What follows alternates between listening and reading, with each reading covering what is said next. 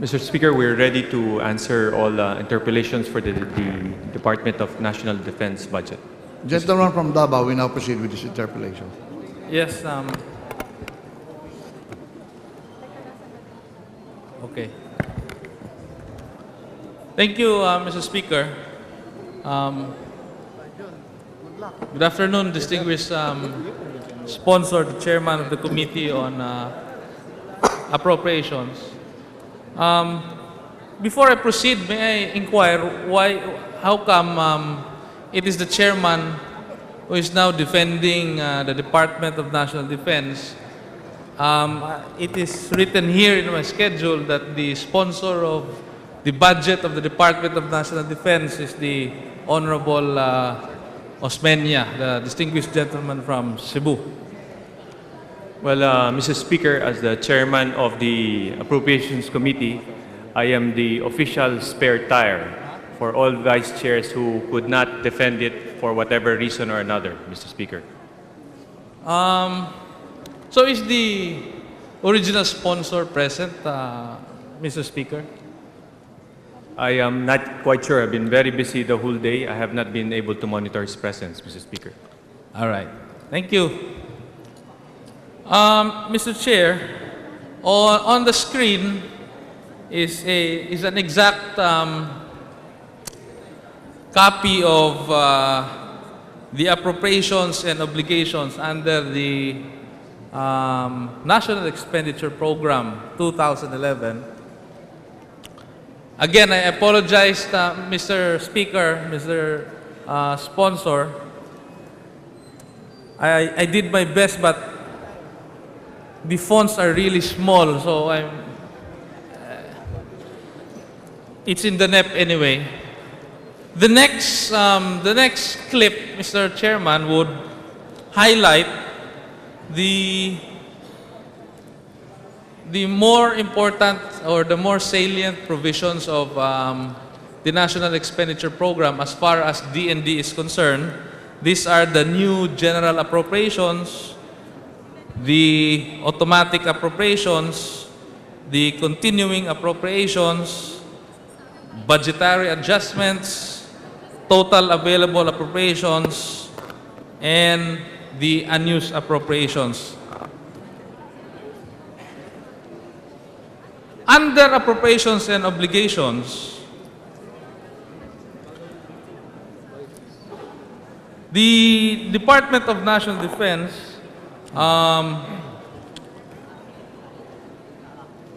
in its general fund, Mr. Chairman, Mr. Speaker, has to,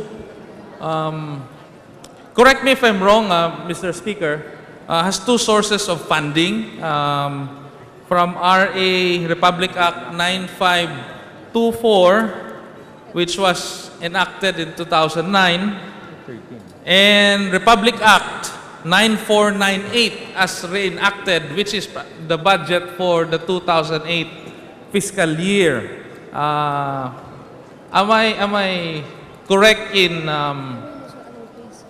saying this, Mr. Speaker?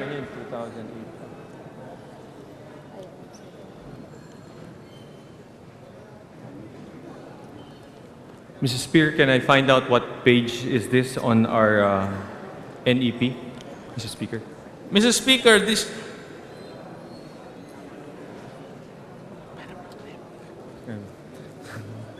And then, Mr. Speaker, to simplify things, I don't want to belabor you more because, you know, all I'm saying, these are just for information purposes.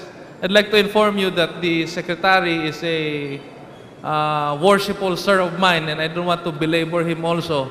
In fact, I want to help him. I'm not really here to belabor you, Mr. Distinguished Sponsor, but just for the sake of information. Yeah. These are I reviewed the NEP, Mr. Speaker, and I came up with all of this total, as I've said. This was taken from the new general appropriations, etc., the automatic appropriations, and I came up with this, Mr. Speaker. I noticed, Mr. Speaker, that original budget under Republic Act 9524 or the GAA of 2009 By the way, Mr. Speaker, nandun din to sa official gazette ng ng 2009 at saka ng 2008. Nandyan po yan sa summary, no? So, simply put, Mr. Speaker, the original budget of the DND is more or less 56.4 billion, Mr. Speaker, as reflected in the screen, Mr. Speaker. However, Mr. Speaker, under appropriations and obligations, your general fund was given an additional of 13.9 billion pesos under the reenacted budget of Republic Act 9498. May I just, for clarificatory purposes, Mr. Speaker, may I just know, may this representation know, how did this happen, Mr. Speaker?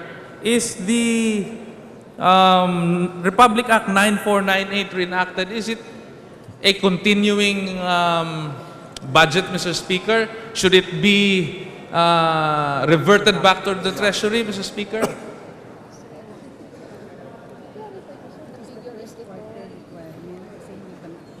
Well, Mr. Speaker, the 13.9 billion, although I'm having, this representation is having problems because the figures differ from what we have for 2809, but for clarification, just to go through the exercise, the 13.9 billion covered for the portion of the year 2009 where the 2009 budget was not yet ready. This was the portion where 208 funds were reenacted, Mr. Speaker.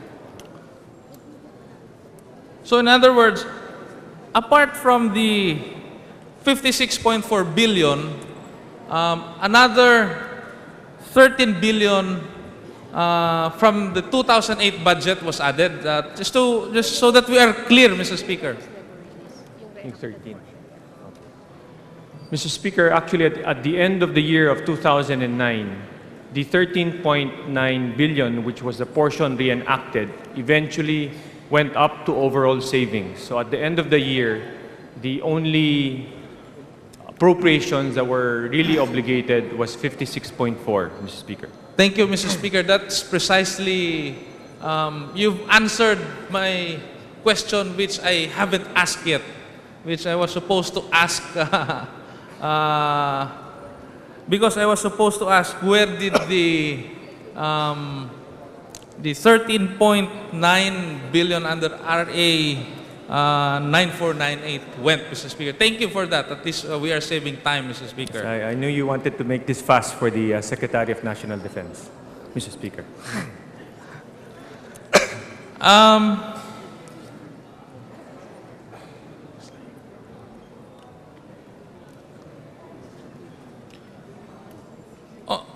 On this slide, Mr. Speaker, we can see under automatic appropriations, if we break it down, we have revenues coming from customs duties and taxes, including those of tax expenditures. We have retirement and life insurance premiums. We have special account amounting to more than 8 billion pesos, Mr. Speaker, and proceeds from sales of military camp around more or less 730 million, Mr. Speaker. For purposes of letting our colleagues know, may the good sponsor and chairman of the Committee on Appropriations explain to this representation what this 8 billion pesos under the special account under the automatic appropriations and of the national expenditure under the NEP, Mr. Speaker. Mr. Speaker, is this under the Department of National Defense Yes, still? yes.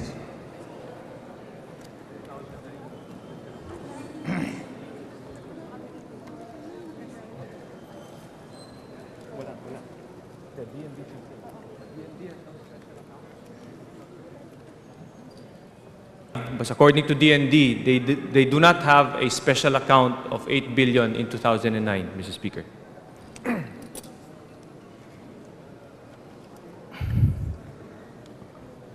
Anyway, Mrs. Speaker, let me go to the next slide.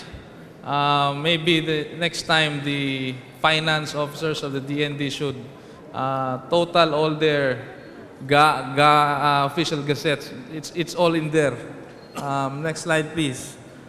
So I'd like to show that there was a continuing appropriations of more or less 5.3, and there was an unobligated release for MOOE under RA 9498 of more or less 3.3, and unobligated release for capital outlay also under RA 9498 amounting to more or less 2 billion, Mr. Speaker. Now, if we go to the next clip, it is noticeable that under RA 9498, the original capital outlay for 2008 was or amounted to 100 million and 340,000, Mr. Speaker.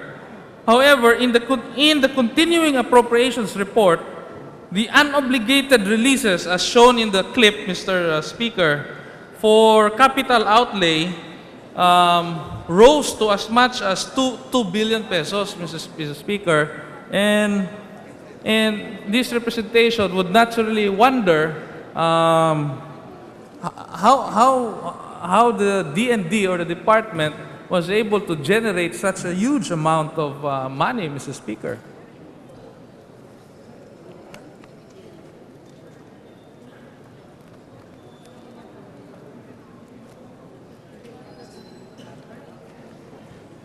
Mr. Speaker, I really apologize. The department is having problems with the data because they themselves couldn't believe they have a 50.9 billion allocation. So we're really having problems with the data. It doesn't match the data that we have. Mr. Well, this representation would be happy to furnish Secretary Gasmin with copies of my numbers. Maybe you ought to check your finance officers, because all of these were taken from previous Gazette and present NEP, Mr. Speaker. If we go to the next clip, because I was made to understand that Dar family is here, and I want to go on with this as fast as I can. If we go on to the next clip, under the budgetary adjustments, Mr. Speaker, nandun to sa ano eh, sa NEP to, Mr. Speaker, di ba, nung sa first slide ko, oo.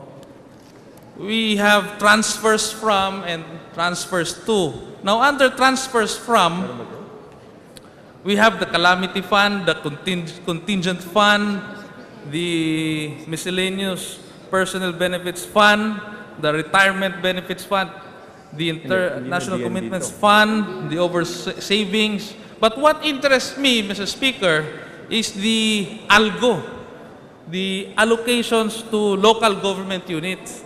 Because this is under the transfer from, meaning we take money from the ALGO.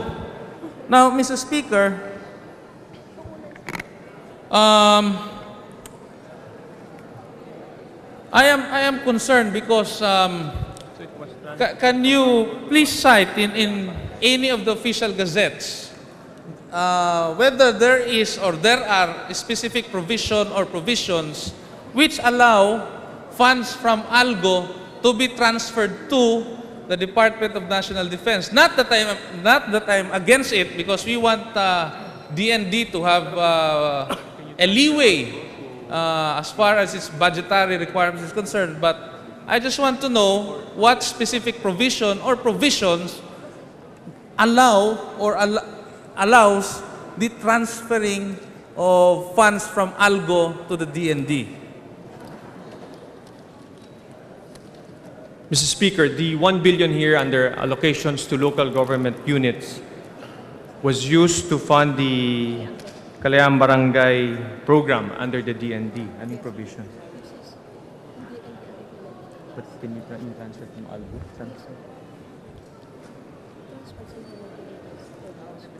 As a general. Oh. Mr. Speaker, as a general rule, uh, in fact, we could even cite the Constitution that any savings of government could be transferred to another agency, Mr. Speaker. In this case, it's DND as the implementing agency. Mr. Speaker, I'm sorry, but it is to my understanding that we are now in the process of deliberations on our budget, and this representation has reviewed the official gazette, Mr. Speaker. In fact, I had it photocopied, and it doesn't say here that there is a particular provision that authorizes the transfer of ALGO funds to the Department of National Defense. Mr. Speaker, distinguished sponsor. How do you transfer Albu to Kalayang Barangay? Anong authority? But you know, Mr. Speaker, to go on,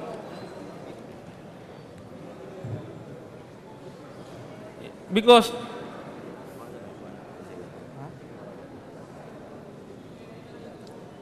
Where does it say here? It came from Albu.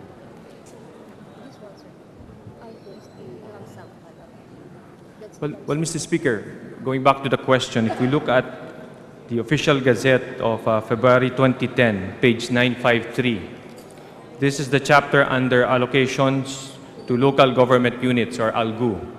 And the special provision, number 1, is the use and release of funds for the Kalayang Barangay program. This is the basis for the transfer, Mr. Speaker.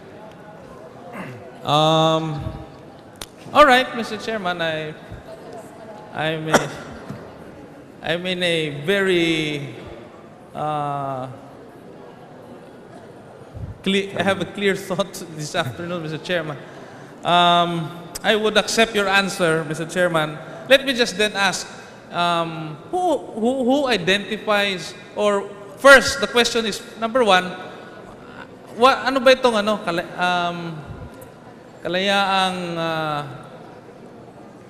Kalayang Barangay, Mr. Yes, Speaker. Kalayaan Barangay Program. And the second question would be, who identifies and who are the beneficiaries of the same?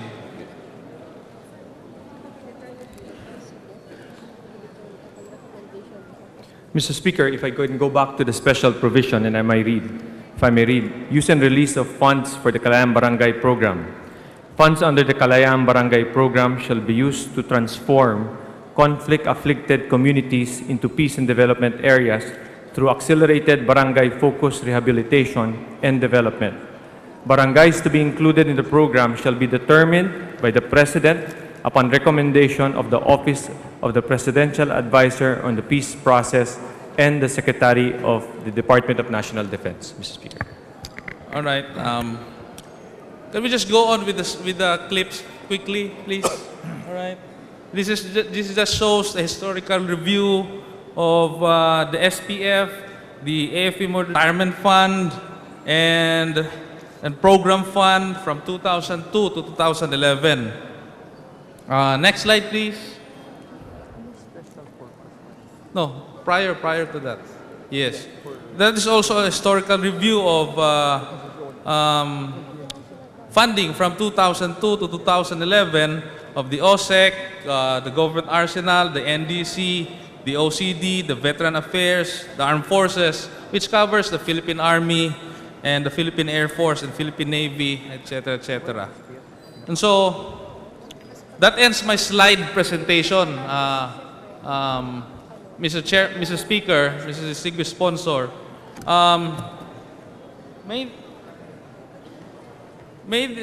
Made this representation because I am very much concerned with the NDCC, Mr. Chairman, because this representation, whenever we have floods in our province, I join the Provincial Disaster Coordinating Council in helping victims of flood and natural disasters, Mr. Chair. In fact, I lend my pickup truck to the PDCC so that they can use it for emergency purposes. Mr. Chairman, may I just therefore know from the good ladies of the Operation Committee as well as the DND family, how much available funds do we have left for NDCC? Particularly, for example, Mr. Chair, because we are in need of flood control systems, Mr. Chair. For example, Mr. Chair, because we are in need of flood control systems, Mr. Chair. Mr. Speaker, you're asking for the remaining balance for the year. For the year, yes. And actually, Mr. Speaker, the new name is NRDMC. National NDRMC. and National Disaster. NDRMMC, National Disaster Risk Reduction and Management Council. NDRRMC is the new NDRR. National Disaster Risk. What is the National Disaster Risk Reduction Management Council? Council, Mr. Speaker. And who chairs the NDRRMC, Mr. Speaker? The Secretary of National Defense chairs that agency. I'm very happy to hear that. And who is the vice chair? Am I correct in saying that the vice chair is the chief of the OCD?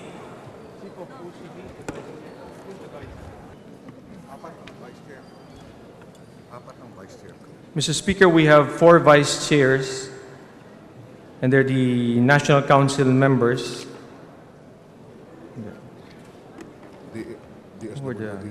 Well, the 4 vice chairs are the Secretary of Department of Social Welfare and Development, the SDILG, the You mean the DOST, and NEDA, Mr. Speaker. So the secretaries of DSWD, local government, DOTC, and DOTC. Am I correct? DOST. DOST, Mr. I'm Speaker. sorry. And NEDA, Mr. Speaker. And NEDA, okay.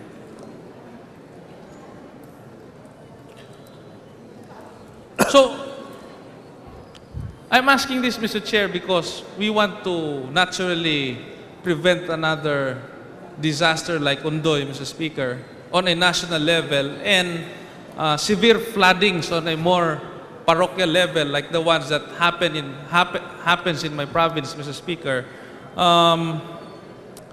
In cases of natural disasters, Mr. Speaker,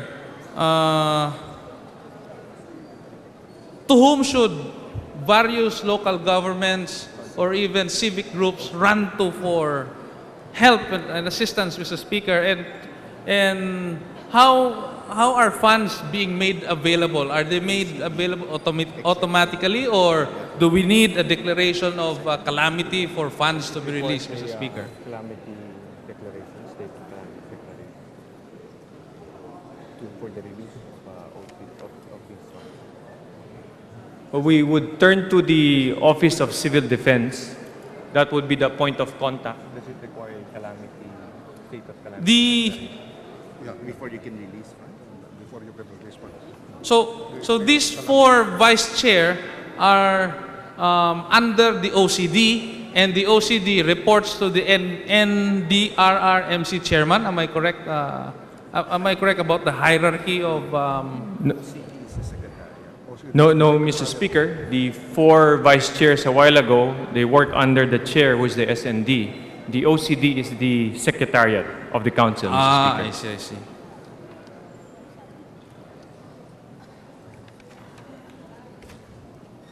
So let me make this clear. From the NDCC chairman, NDRRMC chairman, and the Areas were afflicted by disaster. Again, I reiterate, there's a need for a state of a calamity to be declared. Likewise, there are regional offices to be nearer to the calamity site, Mr. Speaker. Yes, Mr. Speaker, this is my last parochial concern as far as NDRRMC is concerned. The provincial government has already furnished through the Secretary our problems, and I think the OCD is well aware of that, is right behind you, and I hope you do something about it, because this representation myself helps in the rescue efforts whenever very bad floods happen in our province, Mr. Speaker. I am tempted to discuss the budget of the OSEC, but I just let it go away to give way later on to probably DAR. But let me just ask few questions, because this is relevant, I think, not only for Davao del Sur but nationwide. Because, Mr. Speaker, Mr. Distinguished Sponsor, this happened last elections, Mr. Speaker. I am well aware that the good sponsor is a academician, is a graduate of the Philippine Military Academy. Is it normal practice for a battalion commander, for example, the 39th Infantry Battalion, to take sides, Mr. Speaker, in a political exercise, Mr. Speaker? Well, Mr. Speaker, first to correct, I am not a graduate of the Philippine Military Academy. I was a plebe from the Philippine Military Academy. I graduated from the United States Naval Academy. Oh. But going back to the question, Forgive me for just- the unintentional... no, it is just to correct the records more than anything else. all right. But it is not within the training of the military, nor is it in the indoctrination of military to have battalion commanders participate in political and partisan activities. In fact, the Constitution allows the military to partake in election activities by merely voting. That is all, Mr. Speaker. Unfortunately, Mr. Speaker, this may be true in theory or sometimes in practice, but there are instances, Mr. Speaker, that these things actually happen. In fact, Mr. Speaker, last elections, two of the companions of my cousin, a mayor of a Malalag town, municipality in Davao del Sur, were shot and killed by personnel of the 39th Infantry Battalion, headed by then Colonel Lyndon Paniesa, Mr. Speaker. I am terribly saddened because I do not want to demean the armed forces, Mr. Speaker. Mahirap po may paglaban sa Abu Sayyaf, sa MILF, sa mga NPA. Maliit po ang sweldo ng ating kasundaluhan. However, there are officers within the armed forces that give the armed forces a very, very bad and bad name, Mr. Speaker.